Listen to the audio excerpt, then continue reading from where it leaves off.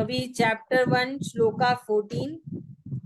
तो इसमें अब संजय राजा को बता रहा है कि पांडवों के तरफ सफेद घोड़े में बैठा हुआ अर्जुन और कृष्ण भगवान जी दोनों अपने अपने दिव्य शंख बजाए।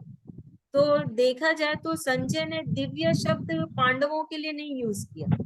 उसने सिर्फ अभी बोला कि सफेद घोड़े में बैठे हुए कृष्ण भगवान जी और अर्जुन ने अपना दिव्य शंख बजाया। तो इसमें अर्जुन का रथ है ना, अग्निदेव ने दिया था।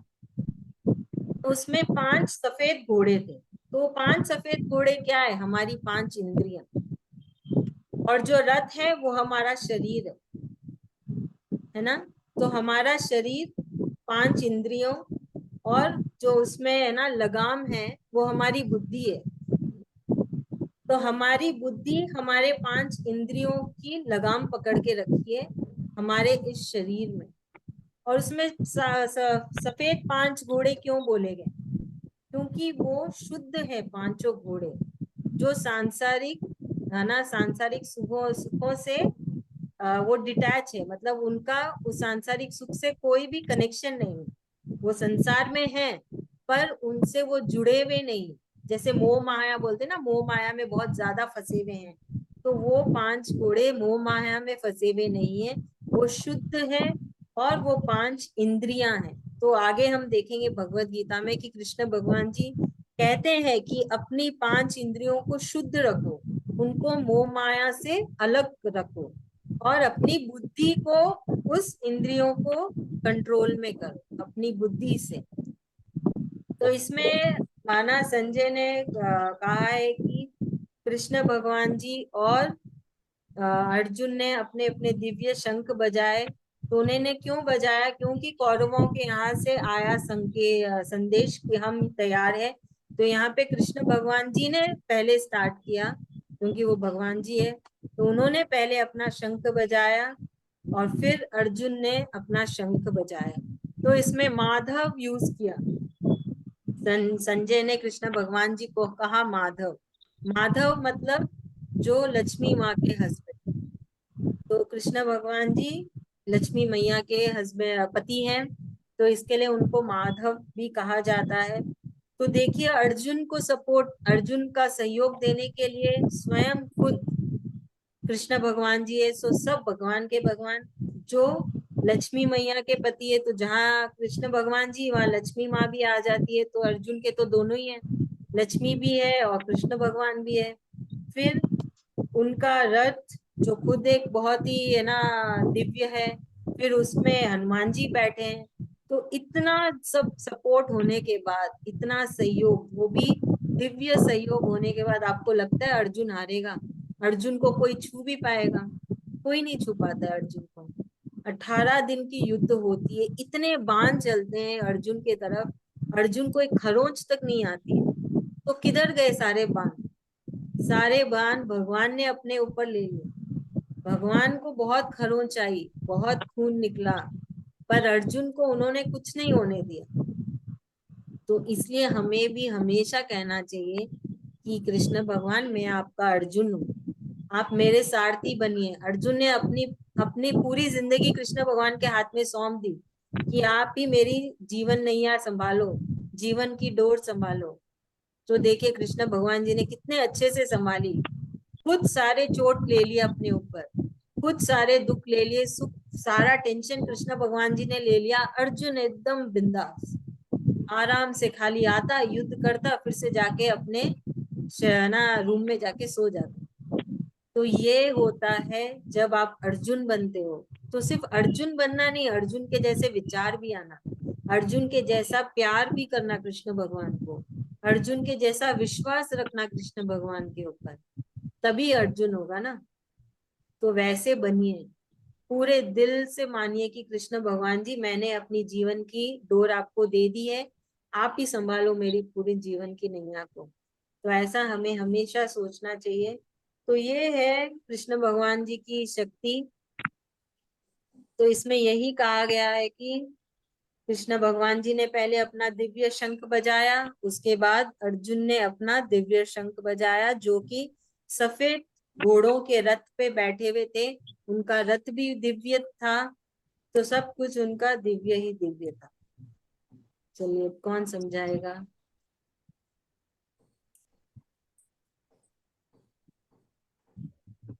बीना भाभी।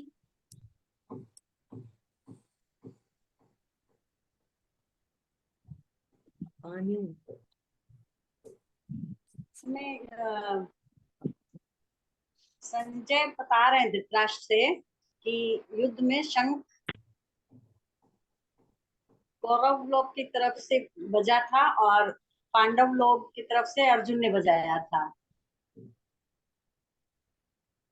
उन लोग पांडव लोग के 5 घोड़े थे रथ में और सब सफेद रंग के थे। हाँ।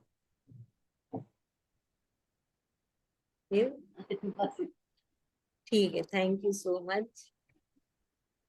तो अभी आज आपने क्या सीखा अलग से, कि हमें क्या अपने जीवन में नया ऐड करना है? कौन बताएगा कि हमें अपने जीवन में क्या नई एक आदत डालनी है? हम जिससे भी मिले, जिससे भी अपना काम वगैरह करवाए, उनको थैंक यू बोलें, हाय हेलो बोलें। इट इज नॉट क्या रिलेशन है उनसे, बट सबकी रिस्पेक्ट करें ताकि उनको एक खुशी मिले, whoever the person is we meet। Thank you so much. तो हम जिससे भी मिलते हैं, जरूरी नहीं है कि वो कौन है, पर जो भी है उसको एक मुस्कान दीजिए, मुस्कुराइए उसके सामने, थैंक यू बोलिए, हाय हेलो बोलिए। ऐसे ही कर दीजिए, जैसे वॉचमैन लोग ऐसे सैल्यूट मारते हैं ना, वैसे अपन भी सैल्यूट मारो, तो किसी को खुशी दे। मेन उद्देश्य यही होना चाहिए, लक्ष्य यही होना चाहिए कि हम किसी को खुशी दें। तो मुस्कुरा दीजिए, है ना? तो वो, तो आपको मैं डेली, मैं कोशिश करूंगी एक एक चीज बताऊं, तो आप धीरे धीरे अपने जिंदगी में डालना। क्योंकि एक साथ अगर मैं सब कुछ बोल दूं तो भूल जाएंगे ना हम इंसान है, हम तो भूल जाएंगे।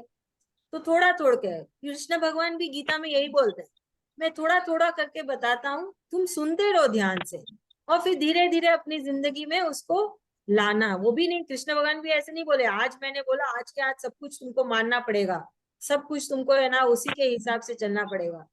वो तो बोलते तुम इंसान हो, बहुत मुश्किल है मैं जो बोल रहा हूँ उसको करना। जबकि मैं नहीं बोल रहा हूँ कि मुझे कुछ धन दौलत दे दो, मेरी ये पूजा करो, वो कुछ नहीं। मैं जो कह रहा हूँ बहुत कठिन है, तुम भूल जाओगे, पर हार मत मानना, करते रहना, कोशिश करते रहना। ये भी कृष्ण भगवान जी बोलते हैं, हार मत मानना, आज नहीं हुआ कोई बात नहीं, कल कोशिश करो, कल भी नहीं हुआ बोले कोशिश करते रहो, पूरी उम्र कोशिश करो, कभी ना कभी तो जरूर सक्सेस मिलेगा। पर जब आप कोशिश करेंगे ना, कृष्ण भगवान जी देखेंगे तो आपकी जरूर मदद कर, ये बात पक्की है, कृष्ण भगवान जी जरूर मदद करते कोशिश करने वालों। जब आप कोशिश ही नहीं करोगे तो कृष्ण भगवान जी बोलेंगे चलो छोड़ो रहने दो, कोई बात नहीं। ठीक है, तो अभी हम 15 से 18 तक करेंगे, क्योंकि 15 से 18 तक श्लोका में यही बताया गया है कि पांडवों के साइड में कौन कौन है और उनके शंखों के नाम। तो सबके शंख के अलग अलग नाम है, सबके अपने अपने शंख है, और सब दिव्य शंख है। क्योंकि पांडवास जो 5 भाई है वो भी कोई ना कोई देवता के अंश ही है, इसके लिए उनके शंख भी दिव्य है, क्योंकि वो खुद भी दिव्य है। वो कोई ना कोई देवता के अंश है।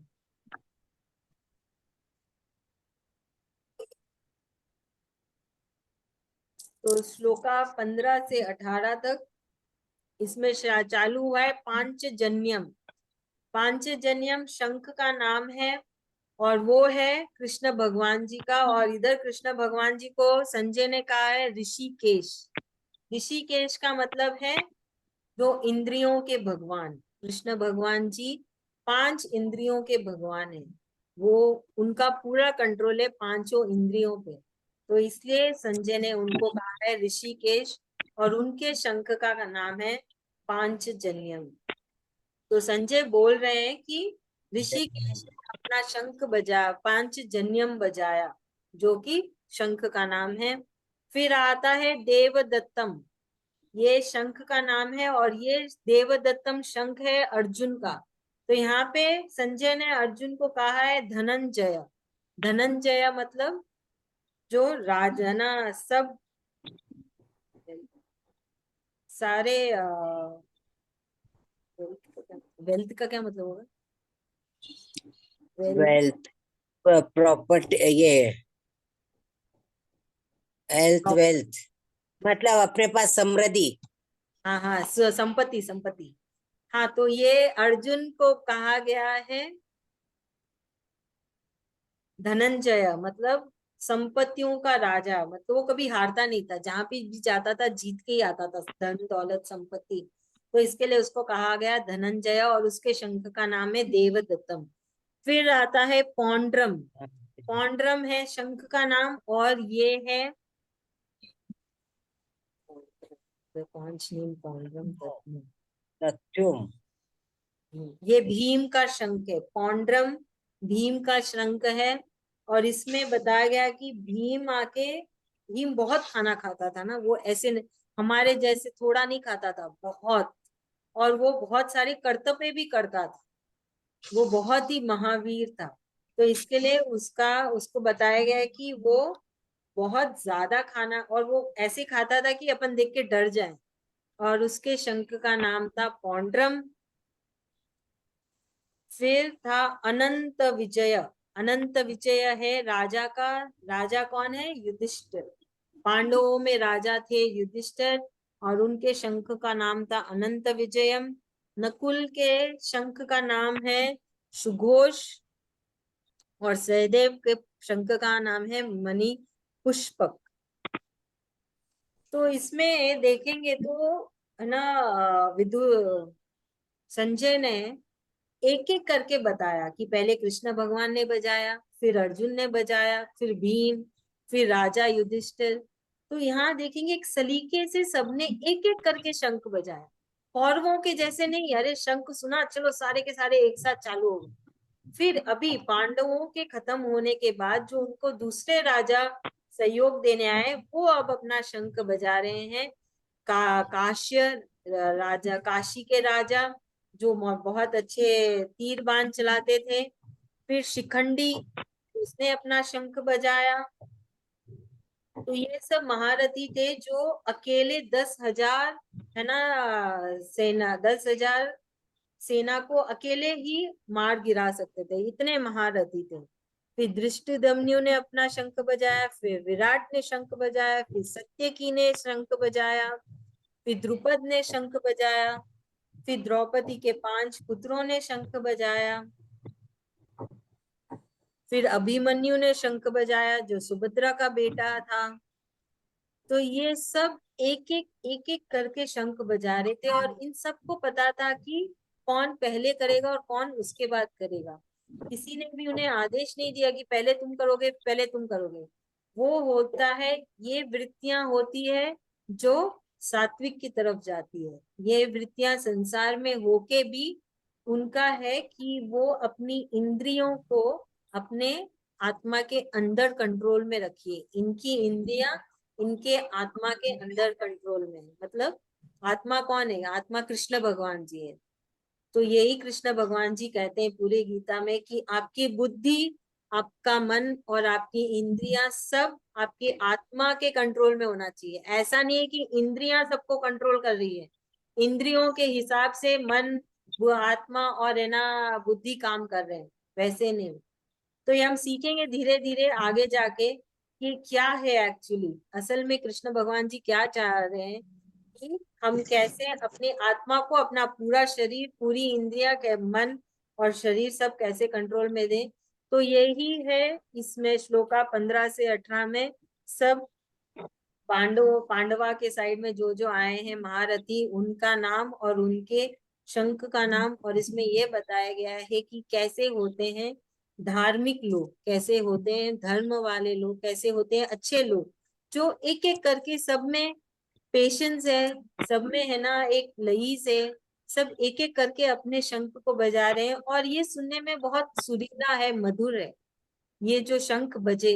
वो आसमान धरती सब जगह पे इसकी ध्वनि गई और सब जगह एक मधुरता फैली, जबकि कौरवों के साइड में ऐसा कुछ नहीं हुआ था।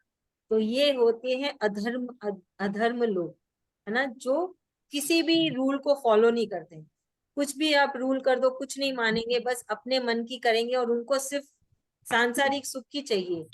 पांडवों की साइड भी सांसारिक सुख वाले भोगने वाले भी हैं, पर फिर उनका मन भी सात्विक की तरफ है, कृष्ण भगवान की तरफ है। उनकी आत्मा के कंट्रोल में उनकी इंद्रियां, मन और दिमाग है। ये अंतर है कौरवास और पांडवास के साइड। तो हम देखते हैं कि युद्ध शुरू होने से पहले ही उन दोनों में इतना अंतर है, दोनों की सेनाओं में इतना अंतर है ना। तो आप समझ सकते हैं कि आज के युग में भी हम इनको कैसे देखेंगे, जो होते हैं अच्छे लोग और जो होते हैं बुरे लोग। बहुत आम सी भाषा में अच्छे और बुरे लोगों के अंतर, है ना। बुरे लोग हमेशा झगड़ा, क्लेश, छोटी छोटी बातों में गुस्सा आना, ये सब रहेगा। पर अच्छे लोगों में समझ रहेगी, उनमें थोड़ी पेशेंस रहेगी, वो थोड़ा समझदारी से काम करेंगे, जो पांडवों अभी कर। चलिए, कौन समझाएगा? सानवी। Yes ma'am. मैम जो पांडव की साइड है मैम, वो लोग सब एक एक करके शंख बजा रहे थे। श्लोका 15 to 18 में समझाया है, सब लोग एक एक करके शंख बजा रहे थे, सबको ऑर्डर भी पता था और सब जगह मधुरता फैल गई शंख की। और फिर जो सब एनिमल्स और सब होंगे उनको भी बहुत आवाज मिली होगी शंख की। और बहुत जैसे कौरव की साइड में बहुत क्लमजीली उन्होंने शंख और सब बजाए थे, तो एकदम अलग सा लग रहा था, इरिटेटिंग सी आवाज आ रही थी। बट पांडवों ने अच्छे से एक ऑर्डर में, एक लाइन में अच्छे से शंख बजाया। Very good. तो ये क्या इंडिकेट करते हैं, कौरवास और पांडवास? आज के टाइम पे हम उनको कैसे कनेक्ट कर सकते हैं? Positive negative. हाँ, बहुत अच्छे, पॉजिटिव नेगेटिव। और सानवी, आप कैसे देखोगे कौन आज के दिन कौरवास है और कौन आज के दिन पांडवास है? मैम लाइक एंड हेट, जो लोग लाइक करते हैं, जो लोग हेट करते हैं। Very good. जिनके अंदर बहुत नफरत हो और जिनके अंदर बहुत सहने की शक्ति हो, है ना, बहुत सहना पड़ता है। जिनके यहाँ नफरत बहुत है, वो क्या है, वो कुछ भी सहना नहीं चाहते, उनको बस जो उनके मन में है वो हो जानी चाहिए। और अच्छे लोग कौन है? जो बहुत सहते हैं। ठीक है, ऐसा नहीं हुआ कोई बात नहीं, जैसे सामने वाले को अच्छा लगे हम वैसा कर लेंगे, वो होते हैं अच्छे लोग, है ना। यही होता है, हम इंसान तो सारे एक जैसे ही हैं इस धरती पे। क्या है अंतर, क्या है, किसमें सहनशीलता ज्यादा है, कौन दूसरों की खुशी में ज्यादा अपनी खुशी देखते हैं, वो अच्छे लोग कहलाते हैं ना। और कौन बुरे लोग कहलाते हैं, जो सिर्फ खुद के लिए जीते हैं। मैंने ऐसा बोल दिया मतलब ऐसा ही होना चाहिए, मैंने ऐसे सोच लिया मतलब ऐसा ही होना चाहिए। तो वो कौरवास तो ऐसे ही हुए ना। दुर्योधन तो हमेशा चाहता था पांडवस खत्म हो जाए, मर जाए, सब कुछ बुरा हो जाए, वो यही चाहता रहा पूरी उम्र भर। और उसको पूरा करने के लिए वो क्या क्या नहीं किया। तो वैसे ही होते ना बुरे लोग, उनको जो चाहिए वो करना है, चाहे किसी को बुरा लगे चाहे अच्छा लगे, मुझे अच्छा लग रहा है, मुझे ये कर।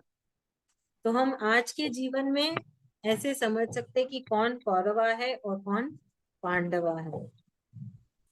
ठीक है, चलिए। तो आप लोग सब सरोज भाभी, आप कुछ बोल रहे हो? आप म्यूट हो, आप म्यूट हो भाभी। भाभी आप म्यूट है। दूसरों के लिए बुरा सोचने से अपने ऊपर ही वो हावी हो जाता है। अपने दूसरों के लिए अच्छा सोचेंगे तो अपने ऊपर वही अच्छा ही हावी होता है। वही बात बता रहे थे ना। हाँ, एकदम सही बोले भाभी। वो भी एकदम 16 आने सचे, पर वो बुरे आदमी को इतनी अक्ल होनी ना कि वो समझ पाए इस चीज को। अधर्म में जाते थे, हमेशा नेगेटिव थिंक है उन लोग का। पांडवों का हमेशा सहनशीलता, भगवान के प्रति आराधना आराधना सब था। तो उनके प्रति उनका सुरीली आवाज था, ध्वनि में शंख का ध्वनि जो बजा, एकदम सुरीली आवाज, सब सब जगह एकदम सुंदर से सुनाई दे रहा, अच्छा लग रहा था, सबका दिल को छू रहा था उनकी आवाज में। यस भाभी, thank you so much. Thank you आप सबको, आप सब आए। प्लीज चैंटिंग करिएगा श्लोका की, बहुत जरूरी है चैंटिंग। हम कल मिलेंगे, पर प्लीज चैंटिंग करो।